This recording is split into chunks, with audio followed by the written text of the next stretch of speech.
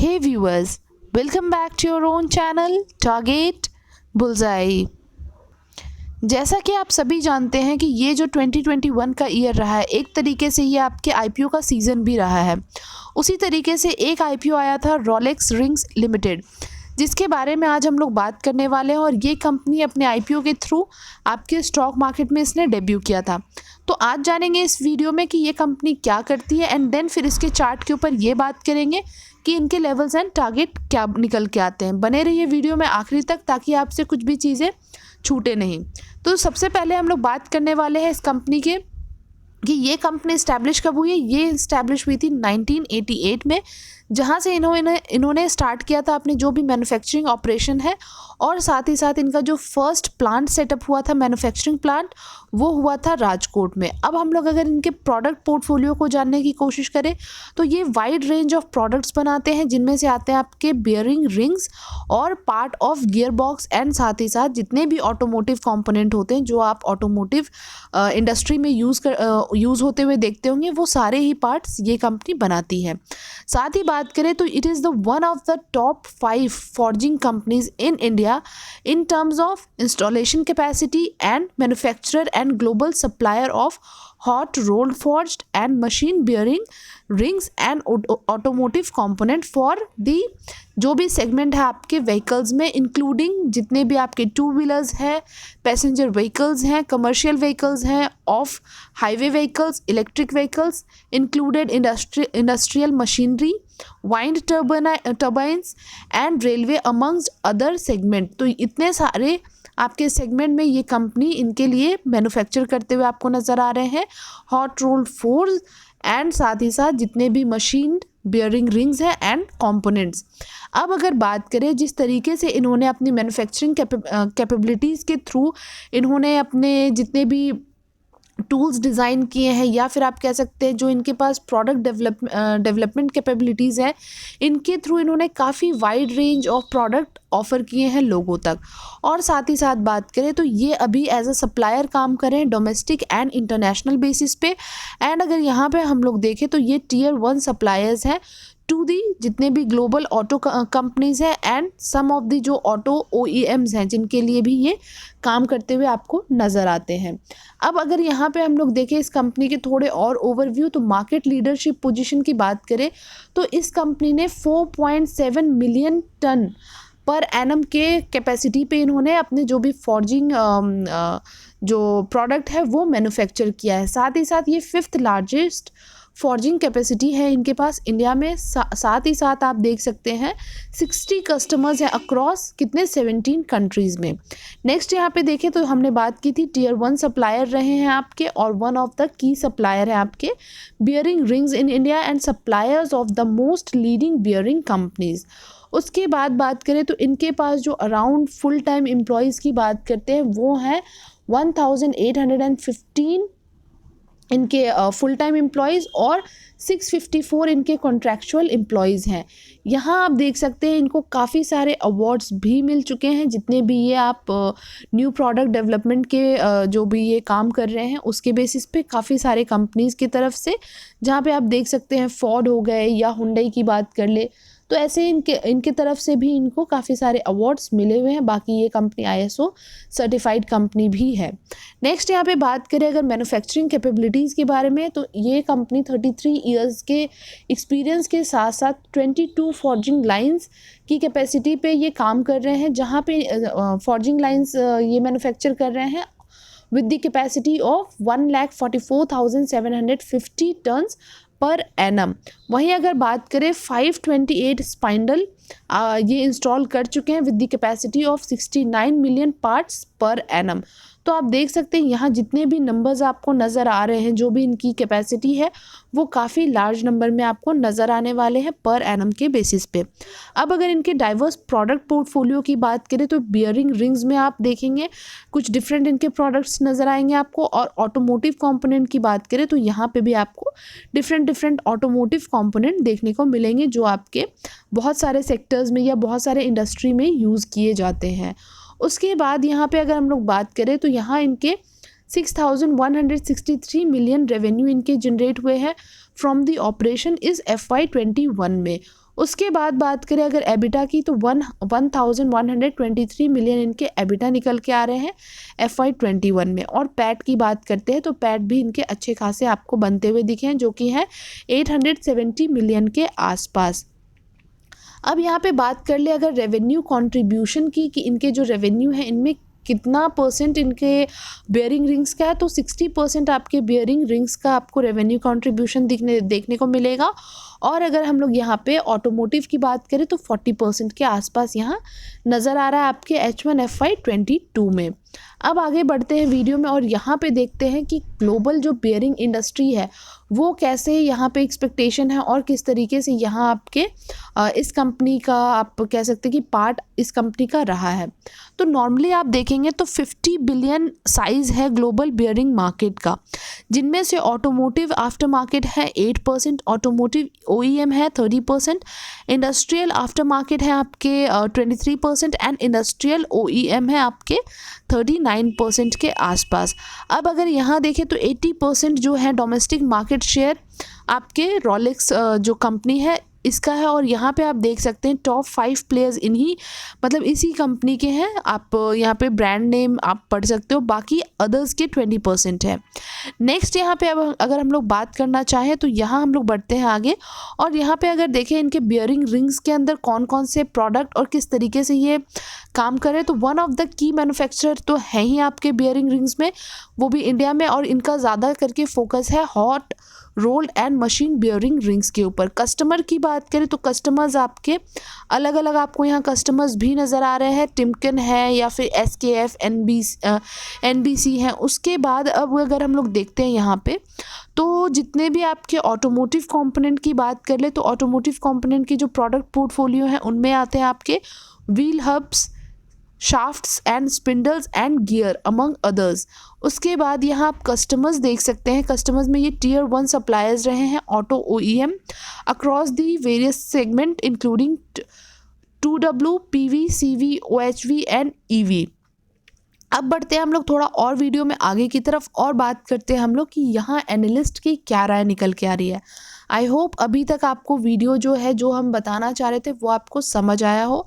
बाकी आप कुछ एनालिसिस या आप रिसर्च करना चाहते हैं तो आप सबसे बेहतर होगा कि आप जाके इनके वेबसाइट भी चेकआउट कर सकते हैं, जहाँ पे आपको और भी बेहतरीन चीज़ें देखने को मिलेगी काफ़ी डिटेल्स में, जहाँ से आपके और भी जो नॉलेज है वो और काफ़ी ज़्यादा इन्हांस हो सकता है।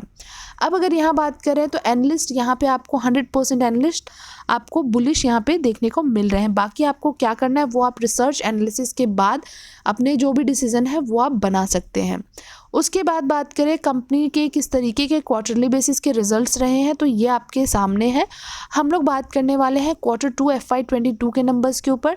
तो ये नंबर्स आपके निकल के आ रहे हैं 2594 मिलियन के आसपास जो इनका टोटल इनकम है। यहाँ अगर कंपेयर करें पिछले Q1 से तो यहाँ आपको ये नंबर्स बढ़ते हुए दिखे हैं। अगर हम लोग Q2 FY21 से भी डिस्कस करना चाहें या कंपेयर तो भी आपको नंबर्स जो हैं ये अच्छे खासे परसेंटेज में आप कह लें या वैसे भी तो आपको बढ़िया यहाँ पे आपको बढ़ोतरी देखने को मिली है। वहीं अगर हम लोग एबिटा मार्जिन की बात करें, एबिटा एंड मार्जिन की, तो ये भी आप देख सकते हैं जो एबिटा के आपके नंबर्स हैं वो आपको इस FY22 में आपको यहाँ पे थोड़े ही बढ़ते हुए दिखे, बट फिर भी आपको यहाँ पे पॉजिटिव में एंड आपको जंप ज़रूर देखने को मिल रहा है बिकॉज Q1 FY22 में ये नंबर्स थे 575 मिलियन के आसपास और इस बार है आपके 581 मिलियन के लगभग। बाकी आप Q2 FY21 से कंपेयर करते हैं तो ये आपको यहाँ पे काफ़ी ज़्यादा बढ़े हुए देखने को मिले हैं। वहीं अगर हम लोग PBT और PAT की बात करें, that means PAT and PBT की बात करें, तो पैट के ऊपर सबसे पहले अगर बात करते हैं तो पैट भी आपको वैसे ही इंक्रीज़ होते हुए दिखे हैं। अगर आप क्वार्टर वाइज पे देख रहे हैं या फिर ईयर ऑन ईयर बेसिस पे भी कंपेयर कर रहे हैं तो कंपनी ओवरऑल जो है कंपनी काफ़ी अच्छा आपको परफॉर्म करती हुई नज़र आ रही है। जबकि यहाँ पे कंपनी ने अभी अभी अपने जो भी डेब्यू के थ्रू लॉन्च हुई थी कंपनी, बट उसके बावजूद भी अगर हम लोग ये देखना चाहते हैं जो बैक एंड पे कि इनके काम कैसे चल रहे हैं तो इनका काम जो है वो आपको अच्छा दिख रहा है। बाकी जो इनके जो परफॉर्मेंस है वो भी आपको काफ़ी बेहतरीन यहाँ पे नज़र आ रहे होंगे। अब वहीं अगर अब हम लोग बात करना चाहें कि इनके जो पहले के नंबर्स थे वो किस तरीके से आपको बढ़ते हुए दिखे हैं, वो हमने कुछ स्लाइड में, पिछले स्लाइड में भी देखा। और यहाँ पे अगर हम लोग रेवेन्यू फ्रॉम ऑपरेशन से इनके जो भी परसेंटेज वाइज देखना चाहें तो 60% इनके जो शेयर है वो आपके बियरिंग रिंग्स के थ्रू है एंड 40% ऑटो कंपोनेंट की तरफ से है। 56% ये एक्सपोर्ट की तरफ से इनके जो रेवेन्यू फ्रॉम ऑपरेशन का पार्ट है एंड 44% डोमेस्टिक की तरफ से है। अब यहाँ पे देख लेते हैं हम इनके जो टोटल इनकम रहे हैं inside India and outside India वो किस तरीके से आपको देखने को मिल रहे हैं। तो आपके जो FY21 की अगर हम लोग बात करें तो यहाँ पे सबसे ज़्यादा जो इनके इनकम निकल के आ रहे हैं वो आपके आउटसाइड इंडिया से निकल के आ रहे हैं, जो कि है 3459 के आसपास। तो आप ओवरऑल अगर आप देखते हैं तो यहाँ पे आपके आउटसाइड इंडिया से ही इनको सबसे ज़्यादा जो टोटल इनकम है वो जनरेट होता हुआ नज़र आ रहा होगा। So the outside India one is this yellow one and the inside India one is this pink one। सो यहाँ पे आप चाहे तो आप यहाँ पे आप वीडियो पॉज करके आराम से नंबर्स जो हैं वो आप पढ़ सकते हैं। बाकी आप अगर कंपेयर करना चाहते हैं ईयर ऑन ईयर बेसिस पे तो इस साल के अगर नंबर्स देखते हैं आप पिछले जितने भी साल हैं उनसे कंपेयर करके तो आपको इस साल के नंबर थोड़े आपको कम होते हुए ज़रूर दिख रहे हैं। आपके inside India and outside India दोनों को आप कंपेयर करके देखना चाहें तो ये नंबर्स आपको यहाँ कम देखने को मिल रहे हैं। वहीं अब बात कर लेते हैं अगर इनके एबिटा एंड एबिटा मार्जिन की, तो यहाँ हम लोग देखेंगे FY21 में बेशक आपको ईयर ऑन ईयर बेसिस पे यहाँ पे डिप देखने को मिले हैं, जबकि हमने जो क्वार्टर ऑन क्वार्टर बेसिस पे देखा था वो फिर भी हमें थोड़े बढ़ते हुए देखने को मिले थे।